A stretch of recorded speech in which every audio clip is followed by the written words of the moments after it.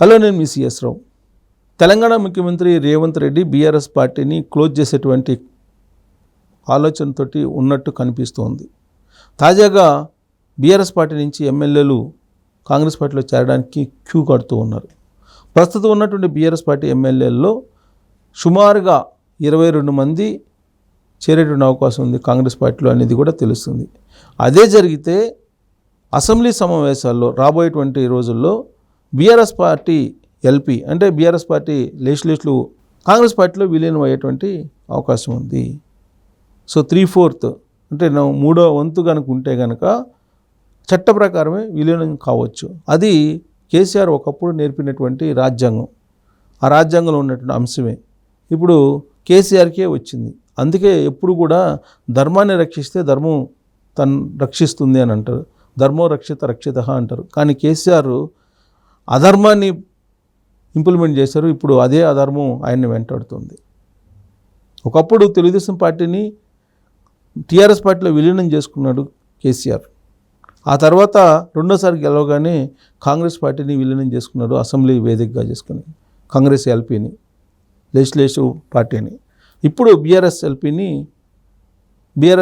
కాంగ్రెస్ పార్టీలో విలీనం చేసుకోవడానికి మొత్తం రంగం సిద్ధమవుతోంది. బహుశా అందుకేనేమో రేవంత్ రెడ్డి ఢిల్లీ వెళ్ళారు.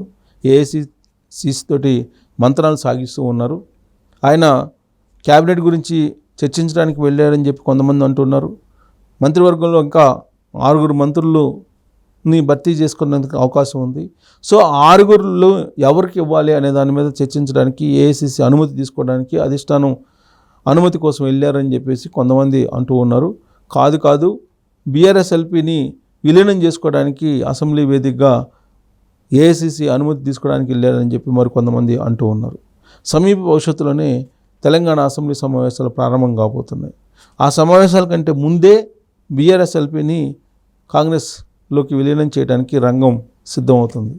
అది జరిగితే కనుక ఇక బీఆర్ఎస్ పార్టీ కాంగ్రెస్ పార్టీలో విలీనం అయినట్టే అసెంబ్లీలో అనేది చాలా క్లియర్గా స్పష్టత వస్తుంది. ఇక క్షేత్రస్థాయిలో పరిస్థితి ఏంటి? లోక్సభ ఎన్నికల ఫలితాలను చూస్తే కనుక కేవలం 16% మాత్రమే బీఆర్ఎస్ పార్టీకి ఓట్ బ్యాంక్ వచ్చింది. బీఆర్ఎస్ పార్టీకి ఎప్పుడు కూడా ఓట్ బ్యాంకు ఎక్కువ ఉన్నటువంటి దాఖలాలు లేవు. 2014లో 63 అసెంబ్లీ స్థానాల్లో మాత్రమే టీఆర్ఎస్ పార్టీ ఆ రోజున గెలుచుకుంది. ఆ తర్వాత తెలుగుదేశం పార్టీని లాగేసుకొని బలపడింది. 2018 ఎన్నికల్లో నరేంద్ర మోడీ బీజేపీ సహాయ సహకారాలతోటి ఆయన అధికారంలోకి రెండోసారి రాగలిగారు. ముందస్తు ఎన్నికలకు వెళ్ళడం ద్వారా సంపూర్ణ సహాయ సహకారాలు నరేంద్ర మోడీ ఇవ్వడం కారణంగా 2018లో ఆయన గెలవడం జరిగింది రెండోసారి. లేదంటే ఆ రోజునే 2018లోనే కేసీఆర్ ఓడిపోవాల్సింది. నరేంద్ర మోడీ సహాయ సహకారాలు లేకపోతే కనుక ఖచ్చితంగా ఓడిపోయిన వాళ్ళు. ప్లస్ ఆ ఎన్నికల్లో 5 లక్షల ఓట్లకు పైగా దొంగ ఓట్లు చేర్చుకొని ఎలక్షనీరింగ్లో మ్యానిపులేట్ చేశారు అనేది బయటకు వచ్చింది. ఆ సందర్భంగా ఎన్నికల కమిషనరే బహిరంగ క్షమాపణ కూడా చెప్పారు అప్పట్లో. సో కాబట్టి 2018లో ఆయన గెలుపు కింద చూడటానికి లేదు. కానీ ఆయన సాటిస్ఫై కాకుండా రెండోసారి ముఖ్యమంత్రి అయినప్పటికీ కాంగ్రెస్ పార్టీని, బలమైనటువంటి ప్రతిపక్షంగా ఉన్న కాంగ్రెస్ పార్టీని బీఆర్ఎస్ పార్టీలో విలీనం చేసుకున్నారు. సో సేమ్ అదే సూత్రాన్ని ఇప్పుడు కాంగ్రెస్ పార్టీ ఇంప్లిమెంట్ చేస్తుంది.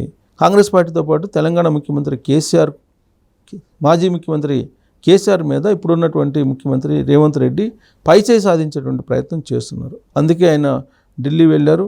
ఢిల్లీ వెళ్ళి ఆయన పాజిటివ్ సంకేతాలు, గ్రీన్ సిగ్నల్ తీసుకురావడం ద్వారా బీఆర్ఎస్ ఎల్పీని త్వరలోనే విలీనం చేసుకోబోతూ ఉన్నారు కాంగ్రెస్ పార్టీలో. ఇదే జరిగితే కనుక క్షేత్రస్థాయిలో బీఆర్ఎస్ పార్టీ పరిస్థితి ఏంటి? దుకాణం బందేనా ఇకనా అని అంటే అలాంటి పరిస్థితులే కనిపిస్తున్నాయి. కేవలం 16% మాత్రమే పరిమితమైనటువంటి బీఆర్ఎస్ పార్టీ మనుగడ ప్రశ్నార్థకంగా ప్రస్తుతం అయితే కనిపిస్తూ ఉంది. కానీ కాంగ్రెస్ పార్టీ ఇచ్చినటువంటి వాగ్దానాలను నెరవేర్చలేదు. భవిష్యత్తులో మళ్ళా బీఆర్ఎస్ పార్టీ అధికారంలోకి వస్తుంది అనేటువంటి ఒక ఆశ ప్రజల్లోకి తీసుకెళ్తున్నారు బీఆర్ఎస్ పార్టీకి సంబంధించినటువంటి నేతలు కేటీఆర్, అలాగే కేసీఆర్ కూడా. కానీ ప్రస్తుతం తీహార్ జైల్లో కవిత ఉన్నారు. రేపో మాపో కేటీఆర్ కూడా జైలుకి వెళ్ళబోతున్నారు అనేది కాంగ్రెస్ పార్టీ వాళ్ళు చెప్తున్నటువంటి మాట. ఎందుకంటే ఫోన్ ట్యాపింగ్ ఆల్రెడీ విచారణ చివరి దశకు వచ్చేసింది. కాళేశ్వరం ఆల్రెడీ విచారణ జరుగుతోంది. మరోవైపు విద్యుత్కు సంబంధించిన కొనుగోళ్ల వ్యవహారంలో విచారణ జరుగుతుంది. ఫార్ములా రేసుకు సంబంధించినటువంటి దుర్వినియోగం డబ్బులు అనేది ఆల్రెడీ ఫైనల్ స్టేజ్లో ఉంది. ఇలాంటి పరిస్థితుల్లో ఏ రోజైనా సరే కేసీఆర్, కేటీఆర్ ఇద్దరు కూడా జైలుకి వెళ్ళే అవకాశం ఉంది అనేది కాంగ్రెస్ పార్టీలో చాలా బలంగా వినిపిస్తుంది. రేవంత్ రెడ్డి కూడా ముఖ్యమంత్రి కాకముందే చాలా సందర్భాల్లో చెప్పారు, కల్వకుంట్ల ఫ్యామిలీని జైల్లో పెడతాము అని చెప్పేసి.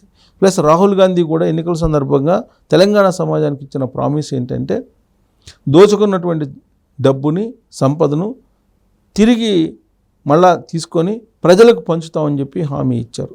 ఒకవేళ అదే కనుక జరగకపోతే నెక్స్ట్ ఎలక్షన్కి కాంగ్రెస్ పార్టీ ప్రజల్లోకి వెళ్ళి చెప్పుకోవడానికి ఏమీ ఉండదు.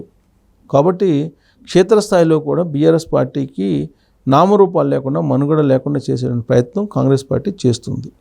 At the same time BJP Lok Sabha ఎన్నికల్లో బలపడింది తెలంగాణలో.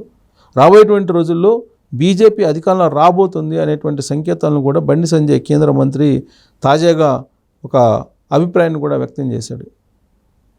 ఎప్పుడైనా సరే రెడీగా ఉండండి, ఇవాళ నుంచే క్షేత్రస్థాయిలో పనిచేయండి అని చెప్పి బీజేపీ క్యాడర్కు దిశానిర్దేశం చేశారు. ఎప్పుడు ఎన్నికలు వచ్చినా సరే బీజేపీ అధికారంలో ఉండాలి తెలంగాణలో అనేటువంటి నినాదాన్ని బండి సంజయ్ చేశారు. అంటే దాని అర్థం ఒకవేళ మహారాష్ట్రలో జరిగితే కనుక బీజేపీ అధికారంలోకి వచ్చే అవకాశం ఉంది తెలంగాణలో.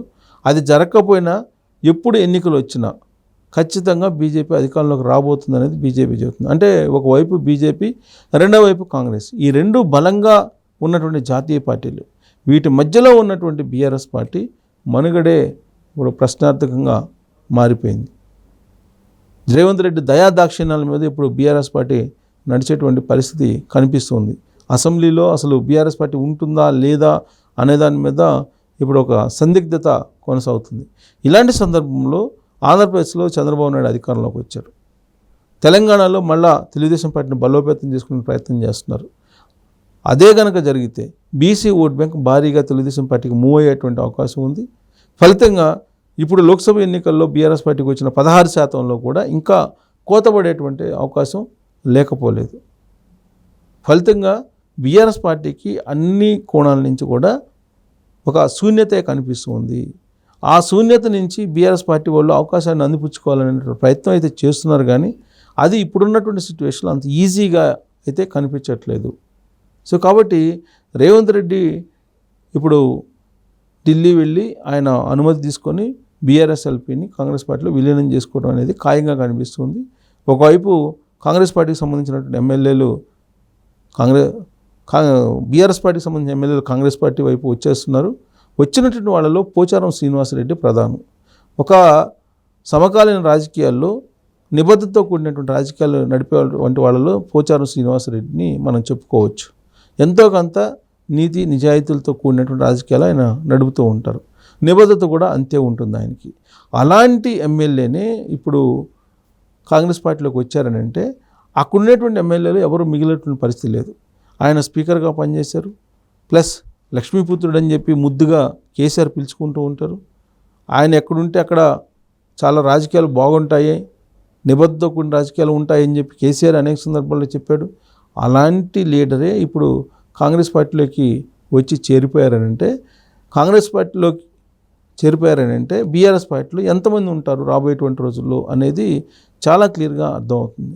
సో వీటన్నిటినీ మనం ఒకసారి అవలోకనం చేసుకుంటే ఎక్కడా కూడా బీఆర్ఎస్ పార్టీ మనుగడ సాధ్యం అవుతుందని చెప్పి చెప్పలేనటువంటి సిచ్యువేషన్లో ఇప్పుడు తెలంగాణ రాజకీయం ఉందని చెప్పచ్చు.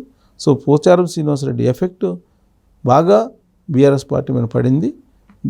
బీఆర్ఎస్ఎల్పీని కూడా కాంగ్రెస్ పార్టీలో విలీనం చేయబోతున్నారు. ఢిల్లీ నుంచి రేవంత్ రెడ్డి వచ్చిన తర్వాత దీని మీద ఒక క్లారిటీ వచ్చేటువంటి ఛాన్సెస్ ఉన్నాయి. సో కాంగ్రెస్ పార్టీ చేస్తున్నటువంటి ఈ రాజకీయ ప్రక్రియ మీద మీ కామెంట్ ఏంటనేది